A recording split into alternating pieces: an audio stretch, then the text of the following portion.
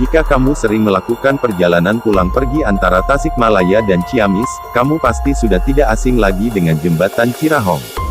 Ya, jembatan yang sudah mulai digunakan sejak tahun 1893 ini memang berfungsi untuk menghubungkan kedua kabupaten yang ada di Jawa Barat tersebut. Selain itu, Jembatan Cirahong, jembatan yang terletak di Tasikmalaya dengan panjang 202 meter, saat ini dilewati oleh kereta api jarak jauh jurusan Bandung-Yogyakarta-Surabaya dan Jakarta-Purwokerto melalui Bandung. Meskipun usianya sudah terbilang tua, namun jembatan ini masih menggantung sangat kokoh. Ia bertumpu pada 4 tiang, 2 tiang di tengah adalah tiang besi, sementara 2 tiang lainnya terbuat dari semen dan batu. Bangunan atas jembatan ini terbuat memiliki berat 795 ton, sementara pilar besinya seberat 195 ton. Sebagai jembatan yang sudah tua, Jembatan Cirahong ini juga memiliki sejarah yang berkaitan dengan Belanda. Bukan hanya itu, jembatan ini juga menyimpan misteri yang ceritanya banyak tersebar di kalangan masyarakat. Sejarah Jembatan Cirahong.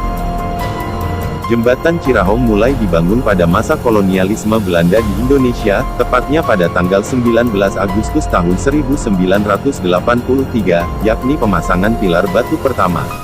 Awalnya pemerintah kolonial tidak ingin membangun jalur kereta api di perbatasan Ciamis Tasikmalaya. Selain biayanya yang mahal karena jembatan harus melintasi Sungai Citandui, konon pemerintah Hindia Belanda juga tidak terlalu sering menggunakan area tersebut untuk melintas.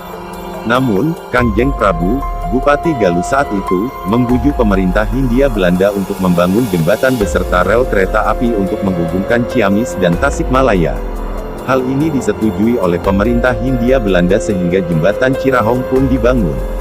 Dalam masa pembangunannya, bangunan atas jembatan sudah selesai dibangun pada tanggal 29 September tahun 1893. Di pertengahan Desember tahun 1893, Jembatan Cirahong mulai dapat digunakan untuk kereta api. Jembatan hasil rancangan pemerintah Belanda ini unik karena terdiri dari 2 tingkat atau dengan kata lain memiliki fungsi 2-in-1. Bagian atas jembatan digunakan sebagai rel kereta api. Di bagian bawah, terdapat lorong dan jalan yang difungsikan untuk kendaraan roda 2 dan roda 4. Jembatan Cirahong sudah pernah mengalami perbaikan yang dilakukan oleh Jawatan Kereta Api. Saat ini PT KAI, dalam kurun waktu 2 tahun, yakni tahun 1956 sampai tahun 1958. Setelah melakukan perbaikan, Jawatan Kereta Api juga menambah kekuatan jembatan. Saat pertama kali digunakan, jembatan ini mampu menahan muatan hingga 5,55 ton per meter. Setelah kekuatannya ditambah, jembatan ini mampu memuat beban hingga 8,75 ton per meter. Misteri yang menghantui warga. Seperti banyak jembatan-jembatan besar di Indonesia, Jembatan Cirahong juga menyimpan banyak misteri. Di balik kemegahannya, terdapat kisah mistis yang disembunyikan. Hasil investigasi tim Kisah Tanah Jawa menyatakan bahwa pada awal pembangunan jembatan ini, sang penunggu Sungai Citandui pernah meminta tumbal berupa sepasang pengantin baru. Konon sebelum pembangunan jembatan dimulai, seorang perwakilan dari pemerintah Hindia Belanda menemui seorang sesepuh desa bernama Sukasna untuk meminta petuah. Namun menurut Sukasna, pembangunan jembatan tersebut akan berjalan lancar dan tidak ada gangguan-gangguan yang bersifat mistis. Saat pembangunan berjalan, ternyata banyak gangguan yang tidak masuk akal. Salah satunya adalah Sungai Citandui yang banjir meski tidak datang hujan. Pihak suruhan Hindia Belanda kembali memutuskan untuk menemui Sukasna. Akhirnya, sesepuh desa itu mencoba berkomunikasi dengan makhluk gaib yang dipercaya merupakan penghuni Sungai Citandui.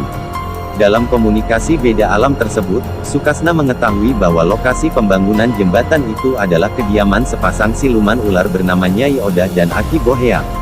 Agar pembangunan jembatan dapat diselesaikan, kedua siluman ular tersebut meminta tumbal berupa sepasang pengantin baru. Setelah informasi tersebut disampaikan ke pemerintah Hindia Belanda, muncullah siasat jahat untuk mencelakai sepasang pengantin yang kebetulan saat itu baru melaksanakan pernikahan. Baru saja resepsi nikah mereka selesai, keduanya diculik. Setelah menyediakan sesajen di dekat jembatan, kedua pengantin yang malang dimasukkan ke dalam lubang pondasi dalam keadaan terikat tali. Para pekerja kasar yang berkontribusi dalam pembangunan jembatan Cirahong tidak mengetahui terdapat sepasang pengantin baru di dalam lubang pondasi.